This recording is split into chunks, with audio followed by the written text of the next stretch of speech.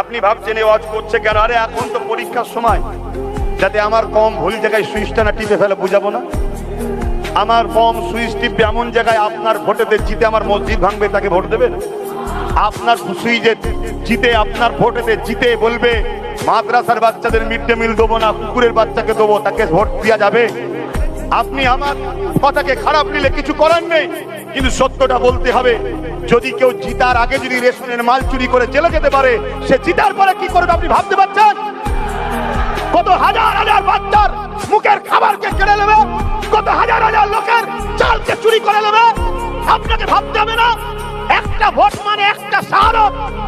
আপনার ভোটে যদি চোর তৈরি হয়, তাহলে কিয়ামতের দিন আপনাকে জবাব দিতে হবে। আপনি আমার নবীর উম্মত, আপনাকে আমি বুঝাচ্ছি, আপনার ভোটেতে জিতে কেউ বলবে কোরআনের সূরা তওবার 5 নম্বর আয়াত হিংসা ছড়াচ্ছে, আর তার বিরুদ্ধে কয়েক হাজার কেস হবে, উপরন্তু যার নামে কেস হচ্ছে তাকে ধরবে না।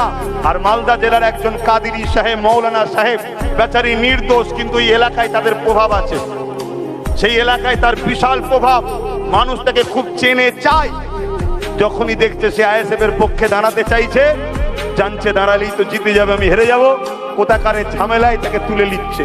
আপনাকে আমি বুঝাচ্ছি, আমি অন্য জায়গার কথা বলতে আসিনি, আমি এতটুকু বলতে এসেছি, যেখানে নবী বংশের আওলাদ নওশাদ আছে, সেখানে আপনারা তার সাথে থাকেন।